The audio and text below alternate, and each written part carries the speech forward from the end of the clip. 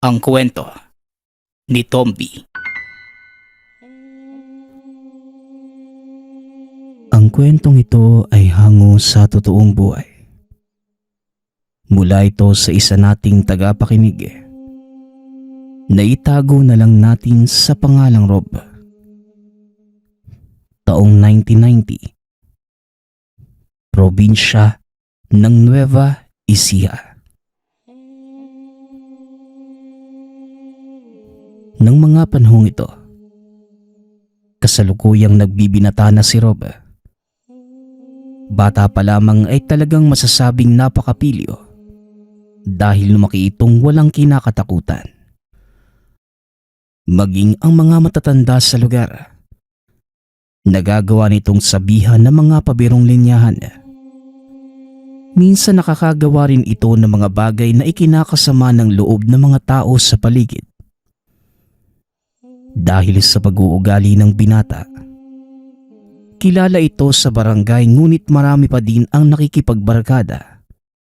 Dahil kahit papano, maayos naman ito kung makisama.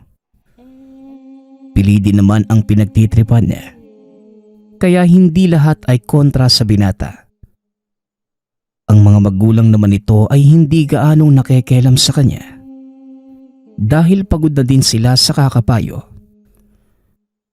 Samantala, ang tahanan ng binata, napapalibutan lamang ng kakaunting kapitbahay. Isa na dito ang tahanan ng matanda na si Mang Pitong. Ito ang nag-iisang albularyo sa lugar. Mag-isa na lamang itong namumuhay dahil ang mga anak may sarili ng mga buhay at lahat ay nakatira sa malayong lugar. Sa edad na 80 ay masasabing malakas pa ang matanda dahil kaya pa nitong manggamot. May ilan pa ding pumupunta upang mapagaling ang karamdaman. Ayon sa mga matatanda na halos kaedaran lamang ni Mang Pitong, noong kabinataan ay naging isang dalubhasa itong albularyo. Ngunit dahil dumadagdag na ang edad, nabawasan na rin ng lakas. Unti-unting nawawalan ng lakas lalo na sa pagsasagawa ng ritual. Ang tanging tinatanggap na lamang na gamutin ay mga may karamdamang tipikal, kagaya ng kulam. Ngunit hindi na kinakaya ng matanda ang sapi. Maayos naman kung makisama si Mang Pitong sa mga kapitbahay. Kaya halos lahat ng mga ito, kabilang na ang mga magulang ni Rob, ay tumutulong sa matanda. Lalo na sa mga oras na kinakapos ito sa makakain. Maging si Rob kahit pilyong binata, bahagyang lumalambot ang puso para kay Mang Pitong. Ngunit may mga oras pa ring hindi niya mapigilan ang kapilyuhan. Kaya nakakagawa pa rin ng kalokohan sa matanda. Kagaya na lamang noong isang araw habang abala si Mang Pitong sa panggagamot sa mga pasyente. Pumasok si Rob sa tahanan ng matanda. Dahil alam nito ang pintuan sa kusina, kung saan hindi makikita ng matanda ang pagpasok. Doon dumaan ang binata at nang makita ang mga botelyang nakapatong sa lamesa, kinuha ito lahat ni Rob. Dinala sa tahanan. Walang kaalam-alam ang binata na ang mga boteng yon ang gagamitin sa kada pasyenteng nakapila. Kaya naman ang mismong araw na yon, humingi na lamang ng paumanhin ng matanda. Hindi na ito makakagamot pa dahil wala na ang mga langis na ipanghihilot. Hindi kalaunan, nalaman naman ng matanda ang lahat ng ginawa ni Rob. Kaya kinumpronta niya ang binata. Ngunit tanging pangaral lamang ang nasabi at walang bahid ng anumang galit. Magmula ng araw na yon, hindi na gumawa pa ng anumang kalokohan ang binata kay Mang Pitong. Hanggang sa sumapit ang isang araw, habang naglalakad si Rob sa bakura ni Mang Pitong, napansin nito ang nakahigang matanda sa bakuran. Batid sa mukha ni Mang Pitong na may nararamdaman itong kakaiba. Kaya naman nilapitan na ito ng binata. Paghawak sa katawan ng matanda, kaagad niyang nalaman na inaapoy ito ng lagnat. Kaya tinulungan niya si Mang Pitong na makapasok sa kwarto para naman makapagpahinga ng maayos. Nang makahiga na sa silid, kaagad namang tinanong ni Rob ang matanda kung ano ang kailangan para mailagay niya sa tabi. Pakikuha nga iho yung batya sa kusina at kung maaari, lagyan mo ng tubig. Isama mo na rin iho ang botelyang kulay itim na nakapatong sa lamesa. Maraming salamat ha. Wika ni Mang Pitong. Kaagad namang sumunod si Rob at madaling nakuha ang mga iniutos ng matanda. Sa pagbalik doon, inuutos ng matanda na patakan ng 3 beses ang batsyang may tubig. Matapos yan, pinatitig ng matanda si Rob sa tubig at ganoon na lamang ang pagkunot ng noo. Nang hindi sariling muka ang nakita sa refleksyon, kundi mukha ni Mang Pitong. Teka, bakit po ganito daw, Mang Pitong? Ano pong nangyayari? Tanong ni Rob. Ngunit ngumiti lamang ang matanda habang sinasabing bayad niya ito dahil sa kabutihang pinakita ni Rob. Hindi naman naintindihan ng binata ang sinasabi ni Mang Pitong. Kaya kagad itong nagpaalam na aalis na. Kahit papano, nakakaramdam ng takot si Rob gawa ng hindi malaman kung paano nangyari ang nakita.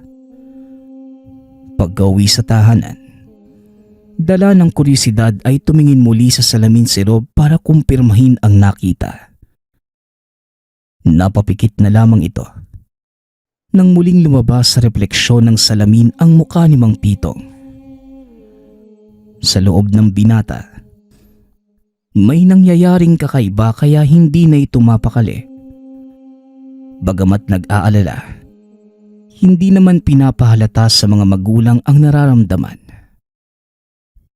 Matapos na paulit-ulit na tignan ng sarili, natulog na lamang ito. Naisip na baka dala lamang iyon ng alak sa katawan. Dahil noong nakaraang gabi ay magdamag siyang uminom. Nang sumunod na araw, ganun pa din ang refleksyon na nakita ni Rob sa mga salamin. Inaamin niyang nababagabag na siya sa mga nakikita. Kaya minabuti ni Rob na puntahan ng matanda. Sa pag-uusap ng dalawa, muling pinatitig ni Mang Pitong si Rob sa tubig. Ngunit sa puntong yon, wala nang kakaiba pang napansin. Matapos ay kagad nang umalis ang binata. Nakakaramdam din siya ng inis sa matanda dahil tila pinaglalaruan siya nito. Magmula ng araw na yon, hindi na muli pang bumalik sa tahanan ni Mang Pitong ang binata. Hindi na din niya magawa pang tumingin sa salamin dahil sa takot na baka muli na namang makita ang refleksyon ng matanda.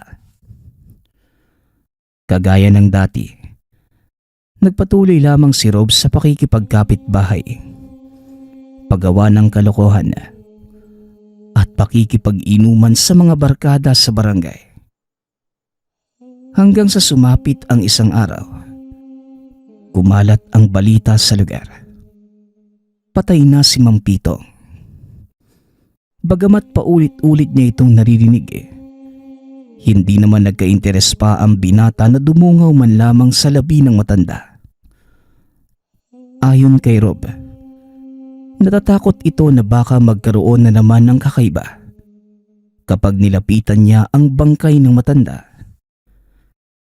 Sa pagdaan ng mga araw, habang tahimik na nakaburol ang mga labi ni Mang Pitong, ay siya namang pagkalito ng isipan ni Rob dahil hindi na malaman ang nararamdaman. Tuwing nag-iisa, May kung anong bumubulong sa kanya na pumunta ng simbahan.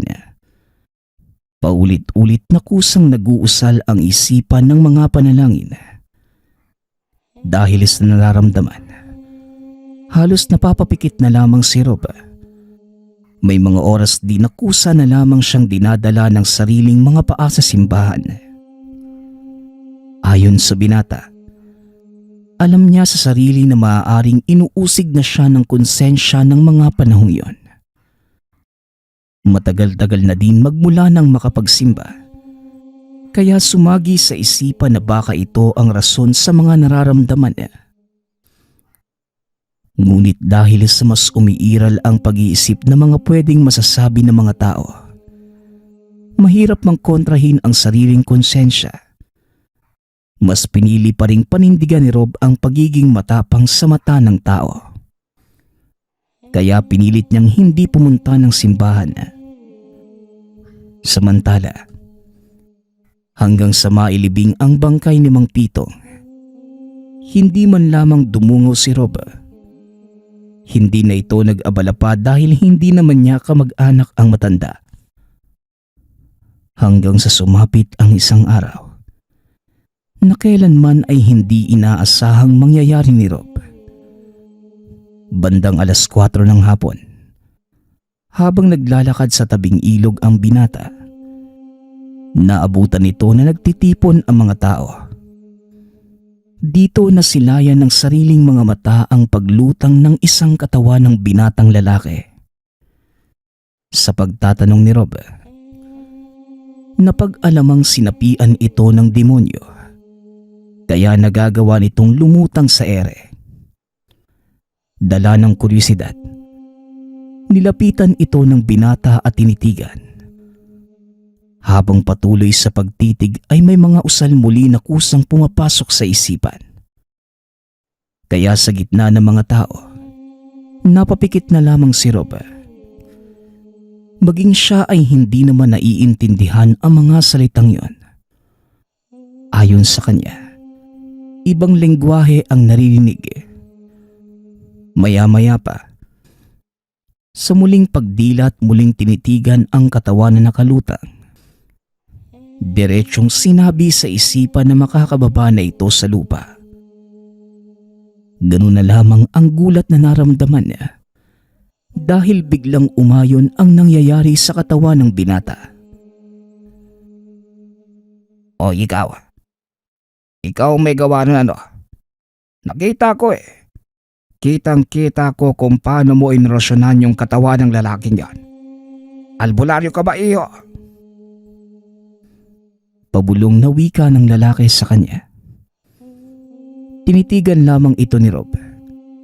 Hindi na nagbitaw pa ng kung anong salita.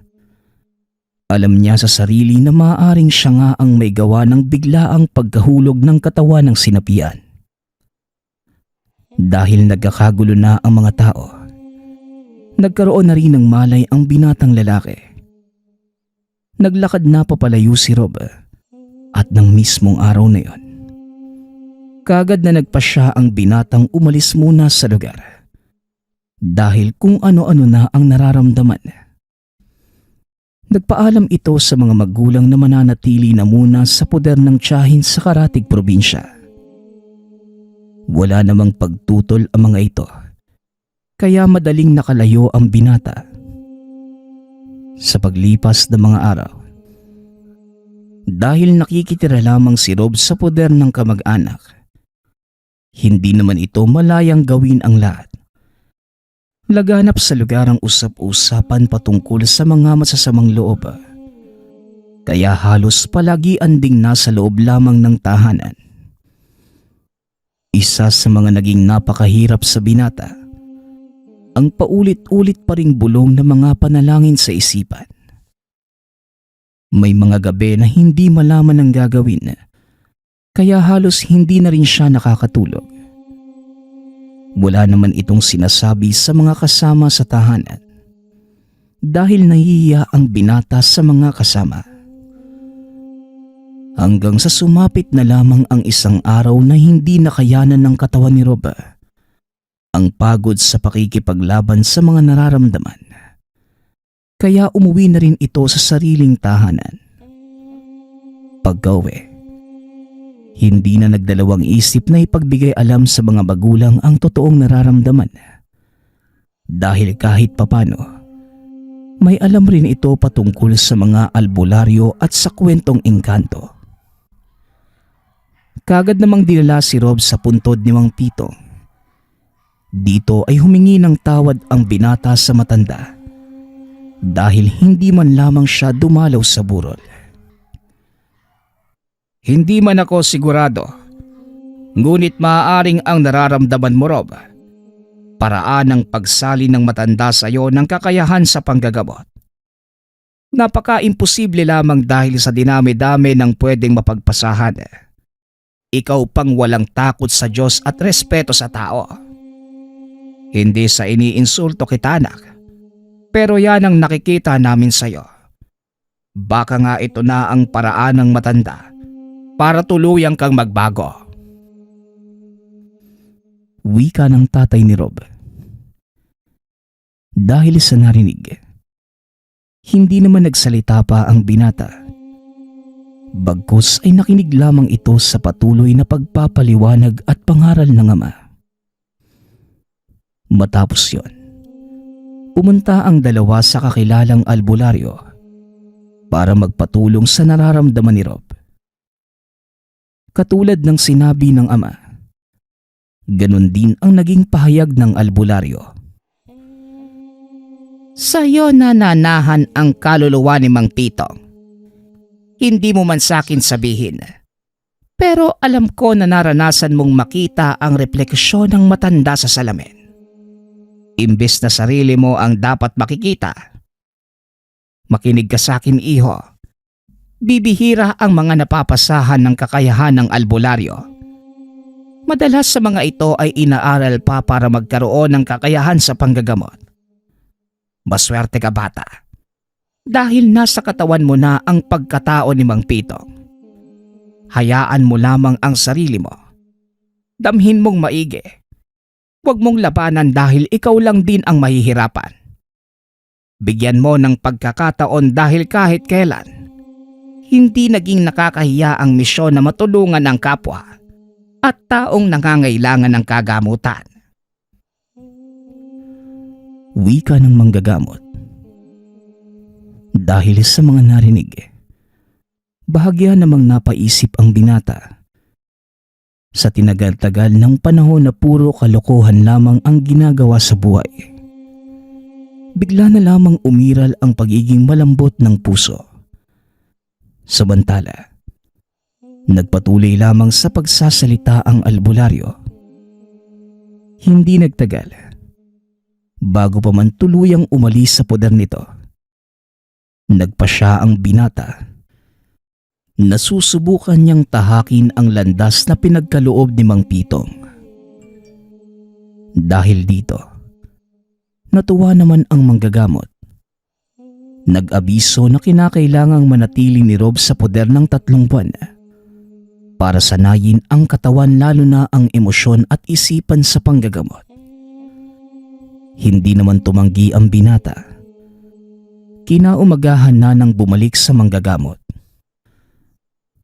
3 buwan ang pananatili ni Rob para makabisa ang mga kinakailangang gawin sa panggagamot. Sa maikling panahon, kaya na nitong matutunan ang lahat. Dahil dati nang nakasapi sa katawan ang kaalaman ni Mang Pitong. Nang mga panahong naroon sa poder ng manggagamot, doon lamang napag-isip-isip ng binata na halos ilang taon. Wala siyang ibang ginawa kundi lumayo sa Diyos. Kagaya ng nakatakdang mangyari, dumating ang araw na tuluyang naging manggagamot si Rob. Bagamat hindi lahat ay naniniwala dahil sa nakaraan ng binata, ngunit napatunayan naman ito ng sunod-sunod na may magamot si Rob sa lugar. Hindi kalaunan, kahit papano naging isa ng sikat na manggagamot ang binata sa lugar. Maging ang mga magulang ni Rob ay nakakaramdam ng tuwa para sa anak. dahil napakalayo na nito sa dating pag-uugali. Kaya naman labis ang pasasalamat niya sa yumaong si Mang Pitong. Ngunit dito sa mundong ibabaw, hindi nawawala ang temptasyon na pagsubok ng Diyos. Isang araw, isa sa mga kababata ni Rob ang muling bumalik sa lugar. Dahil kaparehas ito ng dating ugali ng binata, wala itong ibang ginawa kundi pagtawanan at laitin ang pagiging albularyo ng dating siga sa lugar. Hindi naman ito pinatulan pa ni Rob. Hinayaan na lamang sa mga ginagawa at pinagsasabi. Kahit maraming sinasabi sa kanya ang kababata, ngunit palagian itong dinadalaw si Rob sa pinatayong pagamutan. Sa araw-araw na pagdalaw nito sa binata, inamin din ni Rob na unti-unting muling bumalik ang dati niyang pag-uugali dahil sa temptasyong dala ng kaibigan. Hanggang sa hindi na napansin sa sarili na siya na mismo ang kumontra sa ginagawa, hanggang sa tumigil na rin ito sa panggagamot. Ngunit isang araw, kusang kumalas ang kaluluwa ni Mang Pitong sa katawan ng binata dahil sa muli itong nag-asal demonyo. Bukod sa paggawa ng masamang gawain, gumagamit na rin ng mga ipinagbabawal na gamot ang binata. Lalo pang nakapagpatiwalag sa pananampalataya nito nang akayin ng kaibigan si Rob na sumamba sa itinayong simbahan ng mga demonyo. Dahil lulong sa bisyo at masamang gawain, hindi na namalayan ng binata na sunod na araw, demonyo na pala ang niluluhuran at dinadasalan. Dahil sa sobrang pag-aalala ng mga magulang, sa pilitang dinala ng mga ito si Rob sa pinagkakatiwalaang albularyo. Pagkarating doon, wala namang ibang sinabi ang manggagamot kundi tuluyang nanalo ang demonyo sa katawan ni Rob. Dagdag pa nito na ang mga taong pinaiisahan ng kaluluwa ng albularyo ay talagang malapit sa temptasyon, lalo na ng mga demonyo. Dahil hindi buo at mahina ang naging pananampalataya ni Rob, naging marupok ito. Tuluyan ng nakuha ng demonyo ang katawan ng binata. Samantala, maging ang manggagamot, nahirapang mabawi ang katawan ni Rob sa nilalang dahil napainom na ito ng kaibigan ng uri ng langis na pang-akay sa tao. Pasalamat na lamang ang binata dahil hindi sumuko ang mga magulang sa paghahanap ng makakagamot sa kanya. Halos 1 taon ang lumipas bago tuluyang nakabalik sa sarili si Rob, kung saan-saan din nakarating bago tuluyang nagamot. Sa muling pagbalik sa wisyo, hindi naman ito ginusto pang balikan ang pamumuhay ng albularyo. Sinabing hindi siya karapat-dapat at likas na mahina ang pananampalataya sa Diyos. Hindi naman nagpumulit pa ang mga magulang dahil kahit anumang mangyari, tanggap nila ang katauhan ng sariling anak. Pinili ng binatang mamuhay ng normal, ngunit isinasabuhay nito ang lahat ng mga natutunan patungkol sa itinuro sa kanya ng kaluluwa ni Mang Pitong. Sa paglipas ng panahon, doon lamang niya nalaman, maniwala man kayo sa hindi, ang kaibigang dumalaw kay Rob noong manggagamot pa, isang nilalang na nagwangis tao lamang. Nakumpirma na lamang ito ng 1 beses. Pumunta siya sa mga magulang ng kababata. Ipinagbigay alam ang pagsamba nila sa demonyo. Ganun na lamang ang pagkabigla ng mag-abiso ang ina. Matagal nang patay ang anak. dahil sa isang malagim na aksidente. Doon lamang napagtanto ni Rob na isa talagang pagsubok ang pinagdaanan sa kamay ng demonyo. Bagamat masasabing hindi nanalo sa pagsubok, masaya pa din siya sa mga natutunang aral nang dahil lamang sa pagsapi ng kaluluwa ng albularyo. Ang susunod nating kwento ay mula sa isa nating tagapakinig. Naitago na lang natin sa pangalang Saul. Taong 1982. Probinsya ng Samar. Saan na naman ba tayo pupunta, Saul? Diyos ko, ang dilim dito. Saka, anibersaryo natin . Bakit dito mo ako dinala? Sa sementeryo? Diyos ko, ano bang gagawin natin dito, Saul? Tanong ng kasintahang si Mercy. Kalma, masaya to. Sabi nila pag Biyernes at Bilugang buwan, maraming nangyayaring kababalaghan sa sementeryo. Alam mo naman, matagal ko ng pangarap na makita ang itsura ng maligno, mga kaluluwa, tsaka mga aswang. Malay mo, meron dito. Tugon ni Saul. Nababaliw ka na ba? Sa dami ng pwedeng pangarapin, makakita ng kampo ng demonyo ang gusto mo? Hindi naman tama yan. Tsaka naniniwala ka dyan? Katang-isip lang yan. Gawa-gawa lang ng malawak na isipan. Hahanapin mo at isasama mo pa talaga ako? Nako, wag ka nga mag-inarte. Gusto mo lang ako masolo . Huli naman . Uuwi na ng probinsya ang kaibigan ko sa mahal na araw. Meron daw magandang isla . Gusto mong sumama? Naghahanap kami doon ng aswang sa mga engkanto. Sabi pa niya, magaling na albularyo yung tatay niya. Kaya tara, sama tayo. Nako, bahala kayong magkaibigan. Isa din yan . Imbis na sawayin ka, sinasabayan pa yung kabaliwan mo. O siya, sige. Saan tayo nito tatambay? Sana man lang naghanda ka ng mauupuan natin habang naghahantay. Nako, kung hindi lang talaga kita mahal, iiwanan na kita . Tugon ni Mercy. Naglatag ng banig ang dalawa sa gilid mismo ng libingan. Wala namang nagawa ang dalaga kundi sabayan si Saul. Hindi man gusto ng kalooban, umaasa na lamang si Mercy na magising sa kalokohan ang nobyo. Madaling araw bago umuwi, pansin sa mukha ni Saul ang lungkot ng hindi mapatunayan ang pinaniniwalaan. Ganun pa man, hindi ito dahilan para tuluyang mawala ng gana ang binata. Bagkus, nagbigay pa yon ng lakas sa kalooban.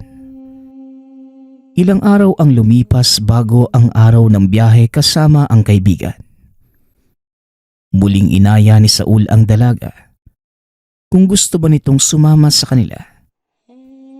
Sa pangalawang pagkakataon, napapayag naman niya si Mercy. Alam niyang hindi siya matitiis ng kasintahan. Niyakap niya ito ng mahigpit at nagpasalamat.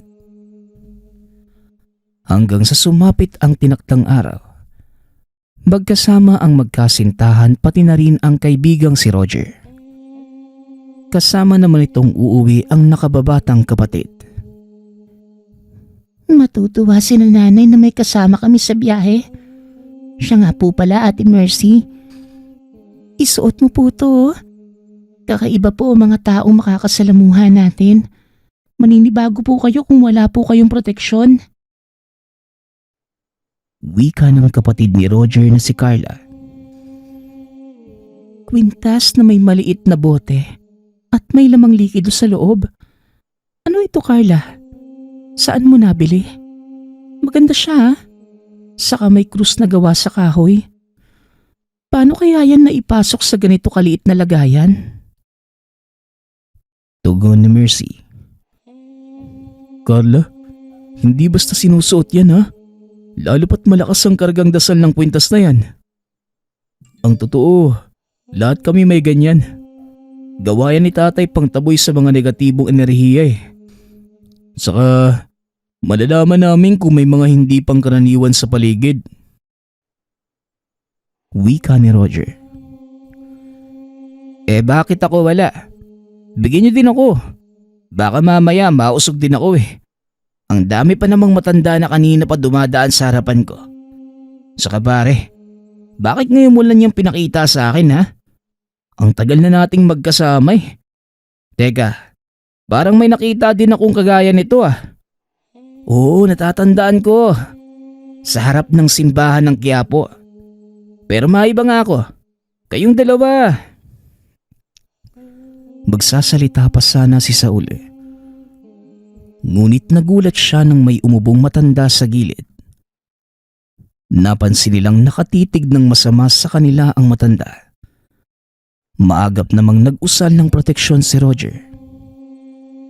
Ramdam niya ang malakas na presensyang taglay ng matanda at maya-maya lang. Nakangisi na itong tumalikod at papalayo sa kanila. Napabuntong hininga naman si Roger at tinignan ang reaksyon ng mga kasamahan. Mas pinili niyang wag ipaalam sa mga ito lalo na kay Mercy. Nararamdaman niyang hindi mapakali ang dalaga. Matatakotin ito kaya ayaw niyang dagdagan pa ang isipin ni Mercy. Mula Manila papunta silang Samar. Ilang oras din ang biyahe bago maabot ang pantala ng lugar. Hindi naman naging mahirap ang paglalakbay dahil may dalang sasakyan si Saul. Inabot na sila ng halos 2 oras bago maabot ang lugar ng kaibigan. Sa paglalarawan ni Saul, walang masyadong kabahayan dahil malalapad ang taniman ng palay sa lugar. Kung may mga bahay man, malayo ang pagitan.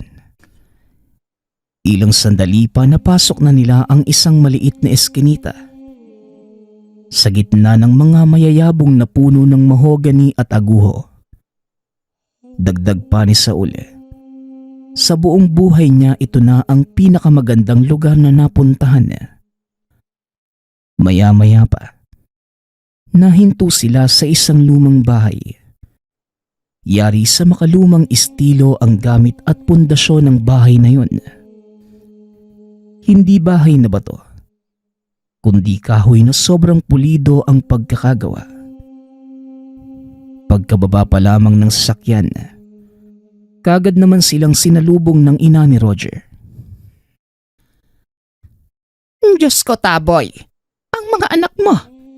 Carla, hindi ka man lang nagsabi na uuwi kayo. Sana nakahanda man lang kami ng tatay nyo. May mga bisita pala kayo. Roger, ito ba yung sinasabi mong kaibigan? Abay, napakagwapo ah. Nako, sige na't pumasok na kayo na makapagpahinga. Siya nga pala, iho. Roger, yung kwarto mo na magkaharap ang gamitin nyo ha. O siya, sige na't magluluto na muna ako ng makakain bago kayo magpahinga. Wika ni Nanay Alona. Abay, akala ko sa susunod pa kayo na taon magbabakasyon. Tsaka Roger, siguro naman alam mo na kung ano ang meron sa lugar natin. Pero usog ha, mamaya ko na kayo haharapin at aayusin ko pa ang mga alaga ko. Tugon ni Tatay Taboy. Sige po tay. Siyempre hindi ko po nakakalimutan ng mga bilin mo. Huwag kayo mag-alala tay. Ginagawa ko pa ang mga turo nyo. Siya nga po pala. May pupuntahan lang kami bukas ni Saul. Mamaya po pag-usapan natin. Gusto ko po muna magpahinga eh. Nakakapagod po ang haba ng biyahe. Tugon ni Roger. Napatango na lamang ang ama at iniwan muna sila para ayusin ang mga alagang manok. Pumasok na ang 4 sa silid.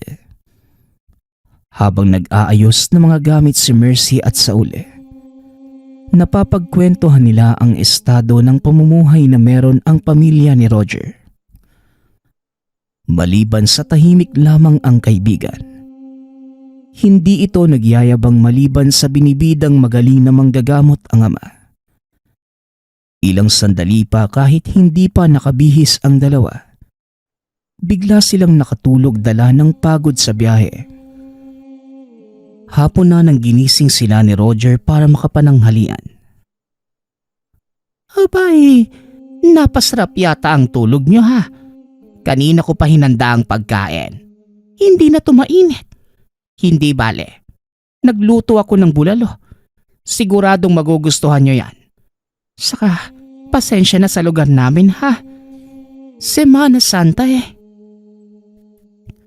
Wika ni Nanay Alona. Sakto. Paborito ko po ito. Siya nga po pala. Wala naman pong problema sa lugar niyo. Tahimik nga po tsaka sobrang linis. Lalo po tuloy ako nasabik sa sinasabi ni Roger. Ano tol? Nakapagpaalam ka na ba? Tugon ni Saul.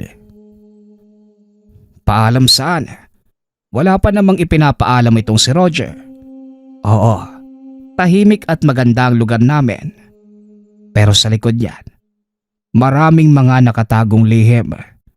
Kahit sinong eksperto hindi yan may papaliwanag. Kagaya na lang ng bahay na biglang umusbong sa burol. Sa kalagitnaan ng gubat at ang malalae, wala namang nakatira. Maraming nagsasabi na may mga sumubok ng pasukin ng bahay, pero hindi nakakalabas ng buhay. Kung meron man, baliw na nang makita. Sabat ni Tatay Taboy. Di ba tay, ang sabi bahay yun ng mga demonyo? Saka mga tao talaga no? Alam ng bawal, aalamin pa. Sila lang din na nagpapahamak sa mga sarili nila. Di ba kuya? Wika ni Carla. Kagaya nitong nasa tabi ko. Gusto daw makakita ng totoong demonyo. Pangarap pang makakita ng aswang. Kung hindi niyo po naitatanong, yan po ang pinunta niya dito. Dagdag ni Mercy. Huwag mo nang pangarapin iho ang mga yan. Ang masasabi ko lamang sa iyo, mapanlin lang ang mga demonyo. Isipin nyo na lang, ano man ang hiniling nyo sa demonyo, ibibigay niya ito pero hindi para sa ikabubuti, kundi sa ikasasama ng tao. Saka hindi naman sa panghihimasok sa paniniwala ng iba. Walang kabuluhan ng utak ng tao kung ikakapahamak lang ang gagawin. Mahirap na. Nasa huli ang pagsisisi. Wika ni Tatay Taboy. Tatay, gusto lang naman ng kaibigan kong mapatunayan kung totoo nga ba yung mga nababasa niya at naririnig niya. Siyempre ako naman, buong buhay naranasan ko na yung mga misteryo na yan. Ang sa kanya lang naman, may gusto lang siyang patunayan kaya ako siya sinama rito. Huwag po kayo mag-alala tay. Ano man ang magiging resulta, mag-iingat po kami. Saka, ako tiwala ako dahil alam kong gagabayan mo kami. Tugon ni Roger. Pero anak, alam mo kung ano lang ang kaya kong gawin. May hangganan din ang kakayahan ko. Kaya sana, pagsabihan mo din yung kaibigan mo. Ikaw ang mas maalam sa lahat. Alam mo naman din ang nangyayari sa lugar natin. Sana lang mas isipin niyo ang ikabubuti ng lahat. Wika ni Tatay Taboy. Dito ipinaintindi ng ama ang lahat ng mga pinagbabawal sa lugar. Mas nanaisin niyang umiwas kaysa mapasubo. Pero lahat ng mga paalala at babala, tila walang pinakinggan si Saul. Bagkus mas pinili niya ang sariling kagustuhan. Matapos kumain, pinili ng mga itong matulog. Ayon kay Saul, kailangan nila ng lakas para sa gagawing kinabukasan. Laking pasasalamat niya sa kaibigan na isinama sila nito sa lugar. Dagdag pa ni Saul, ramdam na niya ang katuparan ng kanyang mga pangarap. Kinabukasan, maaga silang nag-ayos. Lahat ng pwedeng dalhin sa gagawing paglibot sa lugar, nilagay nila sa bag. Ni hindi na sila kumain ng agahan dahil ayon kay Roger, kailangan nilang umalis ng maaga para maaga ding makabalik. Akala ko ba kasama ako? Ngayon hindi naman pala. Saan ba talaga kayo pupunta? Huwebes Santo, hindi magandang gumagala. Narinig niyo ba si Tatay Taboy kahapon? Kayo talagang dalawa? Paano kung mapahama kayo? Isama niyo na lang ako para hindi ko kayo isumbong. Banta ni Mercy. Ate, delikado. Hayaan mo na sina kuya. Kaya nila yan. Saka kuya, mag-iingat kayo ha. Ang bili ni tatay. Teka lang, dalhin niyo na ito ha. Baka may makasalubong kayo na kung ano eh. Lagay niyo na lang po sa bulsa ninyo. Tugon ni Carla. Lana, bakit lahat ng mga lana nyo may halo na kung ano sa loob? Kagaya din ito nung binigay mo kay Mercy. Mas malaki nga lang ng kaunti. Saan napakabaho? Tugon ni Saul. Kunin mo na tol. Huwag ka nang maarte. Ayos lang yan. Mga halamang gamot yang nasa loob kaya mabaho. Pero grabe ang bisa niyan. Lalo pa sa mga masasamang nilalang ng dilim. Tugon ni Roger. Dahil maaga pa lamang na mga oras na yon, hindi pagising ang mga magulang ni Roger. Hindi na sila nagpaalam dahil hindi siya papayagan ng mga magulang. Bago pa man umalis, nagbili na ang kaibigan ng mga dapat at hindi dapat gawin. Pero kahit anong mga bilin pa ni Roger sa kaibigan, hindi naman ito pinakinggan ni Saul dahil sa sobrang pagkasabik. Ilang sandali pa ang lumipas. Binagtas na ng dalawa ang lugar. Papasok sa masukal na kagubatan, hindi kalayuan sa tahanan. Sa pagmamasid ni Saul, nanlalaki ang mga mata sa mga lugar na nadadaanan. Walang sinabi ang syudad na kinalakihan. Tila paraiso ang nilalakaran niya dahil sa mga naglalakihang puno at mga bulaklaking halamang gubat. Mababakas din sa lugar na hindi masyadong napapasyalan ng tao. Ayon pa sa paglalarawan ni Saul, napakatahimik ng lugar. Huni lamang ng ibon at mga hayop sa paligid ang maririnig. Dagdag pa ng binata, buong buhay niya doon pa lamang nakaramdam ng kakaiba. Samantalang ang kaibigan naman, panay-tali ng mga damong dinadaanan dahil ayon kay Roger, kahit sa lugar na pinanganak hindi pa rin niya kabisado ang gubat. Mahigpit na ipinagbabawal ng ama ang mapadpad sa masukal na bahagi ng kagubatan. Sa paglilibot, nawili ang magkaibigan hanggang sa hindi na malayang naabot na pala nila ang sinasabing lumang bahay. Sobrang tahimik ng lugar hanggang sa biglang may lumabas na isang babae. Nagulat si Roger dahil hindi niya inaasahan. Totoo ang lahat ng kwento ng ama patungkol sa lumang bahay. Ngunit ang hindi niya lubos maisip, meron palang nakatira doon. Nilapitan nila ang tahanan at nagbigay galang sa babae.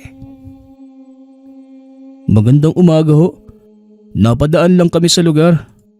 Hindi po namin alam na meron pong nakatira dito eh. Ikinalulugod po namin kayong makilala. Wika ni Roger. Mukhang malayo pa ang pinanggalingan niyo ah. Hali kayo. Tuloy kayo sa pamamahay ko. Alam kong hindi pa kayo kumakain. Baka gusto niyo din munang magpahinga. Paanyaya ng babae. Sabay buka ng bibig na tila may binibigkas sa hangin. Naku Tol, sige na kahit kape lang pwede na. Hindi man lang tayo nakakain o kape kanina eh. Naku, salamat po ah. May kape po kayo? Hindi na ako tatanggi. Mahirap na Tol. Mahaba din yung nilakbay natin ha. Kung hihintayin pa nating makabalik, siguradong madilim na pag-uwi natin. Tugon ni Saul. Wag na pare. Uuwi naman tayo mamaya eh. Tiisin mo na lang. Hindi natin kilala yan saka. Natigil sa pagsasalita si Roger na magsalita ang babae. Sumunod kayo sa akin. Lalo ka na. Muling wika ng babae sabay turo kay Saul. Tila nahipnotismo ito at hindi na nakapagsalita. Bigla na lamang sumunod sa babae si Saul. Akmang hahatakin pa sana ni Roger ang kaibigan. Ngunit huli na. Kaya kahit kinakabahan sa mangyayari, pinili na din ng binatang sumunod. Hanggang sa natuon ang tingin niya sa basang bahagi ng bag na nasa likod ni Saul. Sigurado siyang ito ang bote ng lana na binigay ng kapatid bago umalis. Natatapon dahil sa pagkulo na indikasyon. Naaswang ang nasa harapan. Nalalanghap na rin niya ang lana mula sa hangin. Dahil dito napausal na lang ng dasal pang proteksyon ng binata. Habang ang kaibigan naman, nakasunod pa rin sa babae na tila wala sa sarili. Hindi nagpapahalata si Roger sa nararamdaman. Bagkus pinili niyang kumalma. Lalo pat alam niyang papasok sila sa patibong. Nang tuluyang makapasok, pinaupo sila ng babae sa maduming upuan na tila ilang taon nang hindi nalilinis. Kalmado pa rin si Roger habang nag-iisip ng paraan kung paano sila makakalayo sa lugar. Alam niyang medyo mahina pa ang nilalang na mga oras na yon. Kaya sinikap niyang makisabay muna sa galaw ng babae at habang nagtitimpla ito ng kape, hinanda ni Roger ang sarili at mga pwedeng magamit. Nakakasigurado siyang may masama itong balak sa kanila. Ilang sandali pa nang nilapag ng babae ang dalawang tasa. Nanlaki ang mga mata ni Roger nang makita ang basong may kape na puno ng buhay na insekto. Kaya bago pa man inumin ng kaibigan, sadya nitong tinabig ang dalawang baso. Dahilan kaya natapon sa sahig ang laman. Bigla namang napaangil ang babae sa ginawa ng binata. Akala mo, madadala mo ako sa panlilinlang mo? Demonyo ka! Saul! Saul! Hoy tol, gumising ka! Wika ni Roger. Napilit tinatanggal ang pagmamanipula kay Saul. Hangal ka. Hindi yan susunod sa'yo. Sa'kin lang. Nananahimik ako dito. Bigla na lang kayong papasok sa lugar ko. Anong gusto mong gawin ko? Matuwa? Ihahapunan ko kayo ng kaibigan mo. Tugon ng nilalang. Tol, gising. Diyos ko, patawarin mo ako sa gagawin ko. Wika ni Roger sabay suntok ng malakas sa kaibigan. Nawala ng malay si Saul. Akmang magpapalit na ang nilalang kaya wala nang pagpipilian si Roger, kundi buhatin ang kaibigan. Ayaw niyang iwan lang si Saul. Ipinasan niya ito sa balikat at nagmamadaling lumabas. Labis ang takot at kilabot na nararamdaman ni Roger habang patuloy silang hinahabol ng nilalang.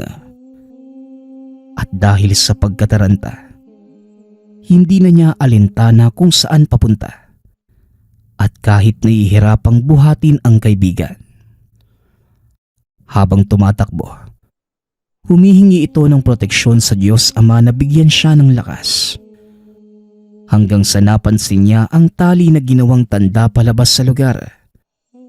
Ito ang naging gabay niya para makalabas sa loob ng kakahuyan. Pagod na pagod si Roger nang maabot ang bakuran ng tahanan. Malayo pa lamang ay sumisigaw na ito. Tulong! Tulungan niyo kami! Tay! Wika ni Roger. Diyos ko, Roger, anak. Anong... Pinagsabihan ko na kayo. Ang tigas talaga ng ulo nyo. Bilisan mo't ipasok mo yung kaibigan mo. Alona, maghanda kayo. Lagyan nyo ng harang lahat ng sulok at pinto ng pamamahay. Mahirap na. Utos ni Tatay Taboy. Pinagtulungan nilang ipasok si Saul na wala pa ring malay ng mga oras na yon. Pinakalma na muna ng ina ang anak habang tinitignan ni Tatay Taboy ang katawan ni Saul. Napasabi pa ito ng mabigat na salita nang makumpirma ang nangyari sa kaibigan ng anak. Diyos ko, ano pong nangyari sa kanya? Saul, gumising ka. Pakiusap. Ayan na nga bang sinasabi ko eh. Diyos ko, tulungan niyo po si Saul. Wika ni Mercy. Magiging maayos siya. Huwag kang mag-alala. Sa ngayon, tulungan mo kami ni Carla sa paglagay ng harang sa mga pintuan at bintana. Padilim na. Delikado kung nagawang masundan ang nilalang sina Roger. Tugon ni Nanay Alona. Tay, buti na lang at naramdaman ko kagad. Tama po kayo. Demonyo nga ang nakatira sa lumang bahay sa burol. Ang kinakabahala ko, ano bang ginawa niya kay Saul? Tanong ni Roger. Sinabihan ko na kayo pero hindi kayo nakinig. Nawalan lang siya ng malay. Sa awa ng Diyos, maayos naman ang lagay ng kaibigan mo. Magsasagawa tayo ng pausok. Tinanggal ko na sa katawan niya ang marka na ginawa ng nilalang na humahabol sa inyo.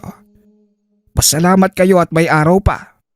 Hindi agresibo ang mga demonyo kapag maliwanag. Hindi pa sila ganong kalakas. Sa ngayon, hayaan na muna nating makapagpahinga siya at ikaw din anak. Iligo mo muna yan. Lagyan mo ng kaunting asin ng batsa ng malinisan ng ora mo. Saka hindi nyo pala ito binigyan ng pangontra. Si Mercy. Tugon ng ama. Si ate po, pinasuot ko sa kanya yung kwintas ko. Pero si Kuya Saul po, maliban na lang sa lana. Nasaan na pala yun, Kuya? Tugon ni Carla. Nagwika naman si Roger na nasa bag at pagkabukas. Nakita nilang basag na ang boteng pinaglagyan ng lana. Napailing na lamang ang ama at nakakasiguro ito na malakas na aswang ang nakainkwentro ng magkaibigan.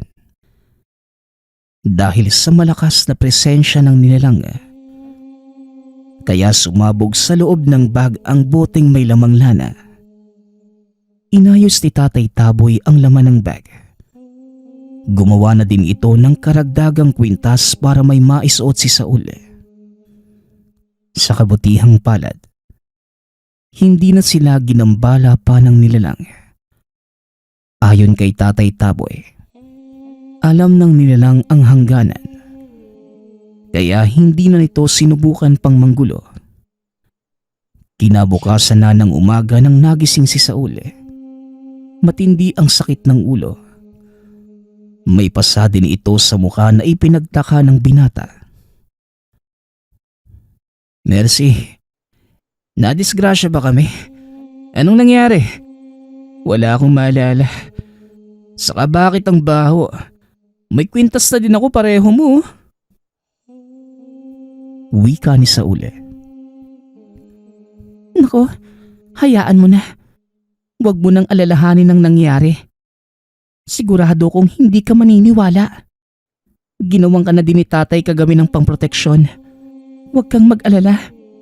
Kahit ganyan ang amoy, ayos lang sa akin. Pareho naman tayo eh. Tugon ni Mercy. Matapos ang araw na yon, nagpasalamat na sila sa pamilya ni Roger at nakabalik sa Maynila ng maayos. Kahit sa isip ni Saul, wala pa ring kasagutan ang tanong niya. Ayon sa kanya, hindi niya matandaan kung ano nga ba ang nangyari noong pinasok nila ang lumang bahay sa gitna ng kagubatan. Nagpapasalamat nga pala ako sa lahat ng sumusuporta sa ating channel. Nawa ay patuloy niyong suportahan at pakinggan ang ating mga kwento. Hanggang sa muling pakikinig. Paalam.